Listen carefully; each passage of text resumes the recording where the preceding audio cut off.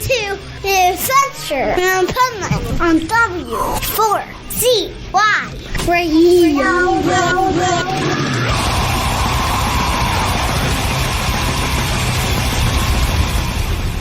Wake up, America! It's time for the Adventures of Pipe Man on W4CY.com, West Palm Beach's #1 internet radio station. Here's your host, the Pipe Man. This is the Pipe Man here on the Adventures of Pipe Man W4CY Radio, and I'm here with our next guest, and we have something very exciting to talk about. And this person is legendary, a legendary journalist. I don't know how I always get to interview all the coolest journalists and radio personalities, but it is kind of cool to do. And this one here, well, I'll let him tell his story, but he's been around forever and is iconic, and we have something very cool to talk about. So let's welcome to the show, Alan DePerna. How are you? I'm fine. How are you, Dean? I'm doing great. So let's start off with, let's tell the listeners a little bit about yourself for people that don't know you, like, you know, basically your elevator explanation of what you've done for so many years for the music industry and journalism. Okay. Yeah, so I've been kicking around for a long year. I started writing as a professional journalist in 1980. I was living in New York at the time, playing in a this new romantic synth band, and needed a day job. So I got a job on a magazine called Music Sound Output, and journalism became my career. I shifted to LA in 1983. I started freelancing and working as a contractor for lots of publications, Rolling Stone, Cream, Billboard, Guitar World, Guitar Player, a lot of guitar mags. And I've been blessed to interview so many legendary artists, David Bowie, Keith Richards, Pete Townsend, Ray Charles, the list goes on, including everybody from Nirvana except for Kurt Cobain, unfortunately, but he was gone so quickly. But I've had opportunities to interview Dave Grohl, Pat Smear, Chris Novoselic, and Courtney Love as well. Wow! So the museum part of my career begins around 2008. I saw that the internet was starting to decimate the music industry and the print journalism game. So I started to see if I could work with music-related museums. The first thing I did was text for the Grammy Museum in Los Angeles when that was first going up. And I worked as a consultant for the Musical Instrument Museum in Phoenix, where I'm now located. And I consulted with the Metropolitan Museum of Art in 2016 on an exhibition of rock and roll instruments, a historic exhibition, really, that they did called Play It Loud, which was actually named after a book I wrote. So on the basis of all of that, I was contacted by the Royal College of Music in London late last year and asked if I wanted to co-curate an exhibition based around Nirvana, Kurt Cobain, the historic the Martin D18E that Kurt played, the sweater he wore on the MTV Unplugged program. So that's how I come to be here. Well, you know what's really cool about it, especially when I got the press release about this, is that, you know, I loved Nirvana and I love heavy music. And the thing is that Unplugged performance is probably my favorite of Nirvana, which you would think somebody that's in real heavy, they may not be, but that acoustic performance was amazing. Can you tell us what made that guitar that he was using so iconic? Well, a few things. It's a very rare instrument, for one. It was made in 1959 by Martin Guitar Company. It was a very noted maker of acoustic guitars. But in 59, the world was going crazy for the electric guitar. Rock and roll was happening. So Martin wanted to get in on that game. So they came out with an electric model, the D18E. They put some pickups on it. Unfortunately, it didn't sound that great as an acoustic guitar. So the model wasn't very successful. As a result, they only made 302 of them total. in the whole world. Wow. So for Kurt Cobain to come upon this instrument at a guitar shop in L.A., Voltage Guitars, it was kind of a weird coincidence of history. If he hadn't come upon that instrument, he probably it probably wouldn't. It never would have claimed $6 million at auction. But he adopted it. He made it his own. The way I look at it is that the guitar is kind of an outcast like Kurt. I mean, how punk is it to take a guitar that wasn't popular and, turn it into this iconic rock and roll instrument? That is something that sounds so Kurt, even though I never knew Kurt, but he seemed to be somebody like that. And then even the green sweater, that was like his favorite in his final year of life. Do you have stories of why that sweater is so important? Well, as you said, it was a favorite of his in his last year of life. It's very indicative of who Kurt Cobain was. I mean, adopting thrift shop fare, wearing inexpensive clothing, other people's cast off was very much part of the grunge aesthetic of the 90s, and really has its origin in the punk explosion of the 70s. That Johnny Rotten of the Sex Pistols also wore ripped up sweaters.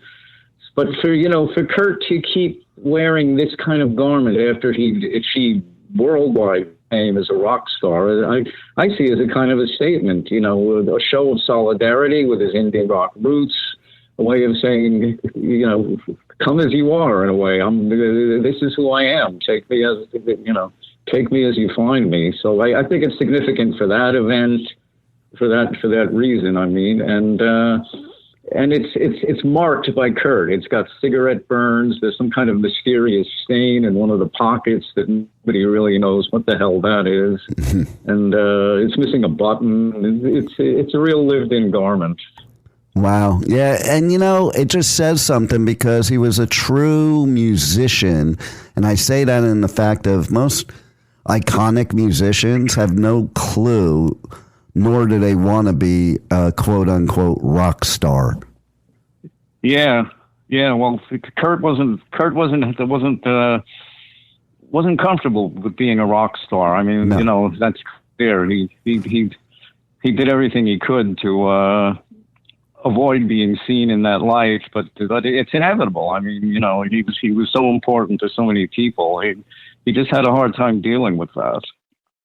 Yeah, absolutely. And see, to me, that's what makes him a true musician, because he was doing it truly for the art itself and the love of the art. And, it's kind of unfortunate that really that fame and everything kind of, I think, got to him a lot, and he just wanted to play music.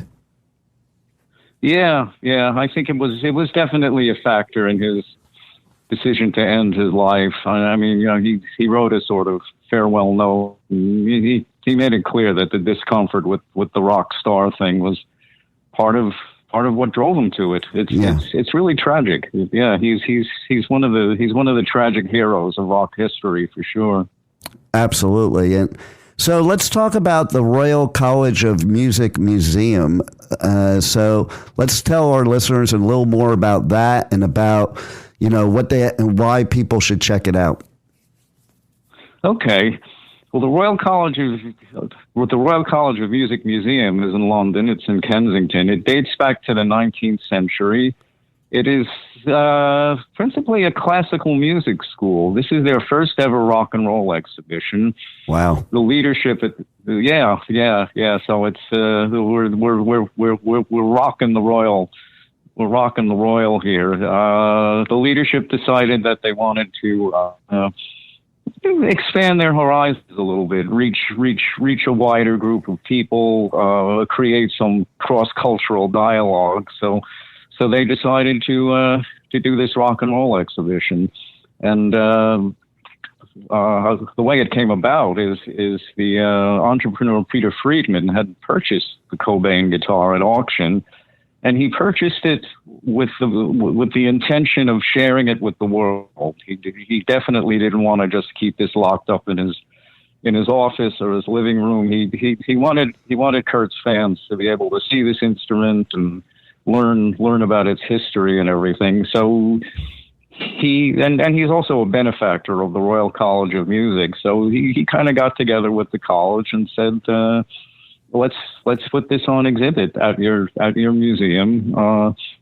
So then my job, along with my co-curator, Gabriele Rossi Rognoni, who's the curator of the Royal College Museum itself, our job was to build an exhibition around that, which we set out doing. We were able to obtain the sweater, which also sold at a record price at auction, and we went from there. I would have bought the sweater, and I don't even wear those type of sweaters. I was just going to say it was iconic because if I think of Kurt Cobain, I think of that sweater. Oh yeah, a lot of people see him that way. He's often seen in posters with that. It's also kind of interesting how much he's seen in posters as a saint or an angel or Jesus, even, almost like a religious icon in a way. And I think the sweater is part of that iconography, part of the image. Absolutely. So, where do you think Nirvana would be today if Kurt had still lived, in your opinion?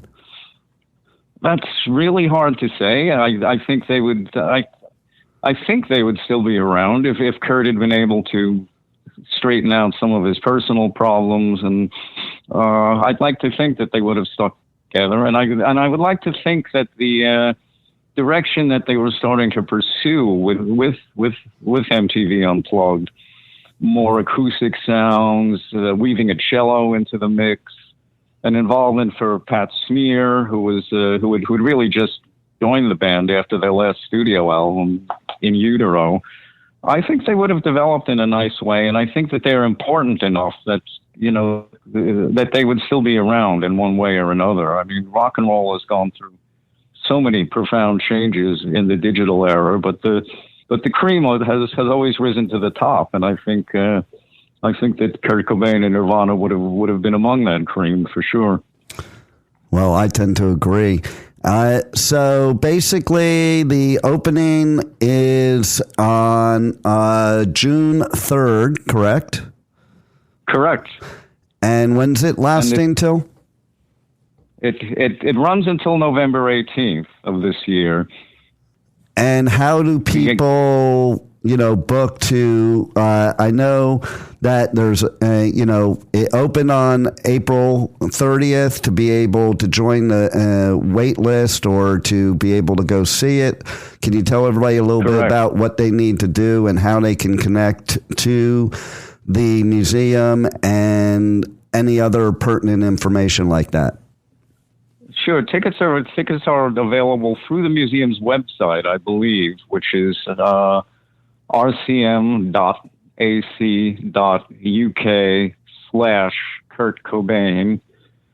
Or if you just Google Royal College of Music Kurt Cobain, you should be able to find it. Tickets are £5, £5, a very affordable ticket.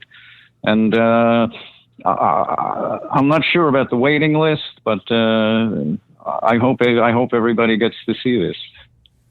I hope they do too. It's really, really cool. Is there anything else you want to add that the listeners need to know? Well, just really that this is the first time that the guitar will be seen outside of Australia, where Peter Freedman lives. It's never been exhibited before, and this is the first time that the guitar and the sweater will be seen together. We've been able to bring them together. I don't know if that's going to happen again. So, if for your American listeners, if it's within your budget at all to travel to London and you're a Nirvana fan, it would be well worth the trip. And for any English listeners or European listeners, we hope you can make it down.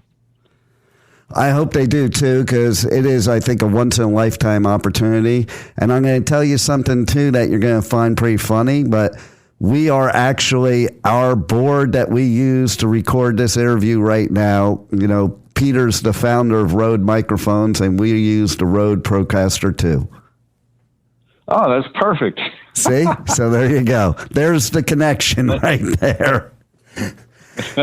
Well, it's been a pleasure. Thank you so much for everything you've done in your career to contribute to journalism and to the music industry. And thanks for being on the Adventures of Pipe Man.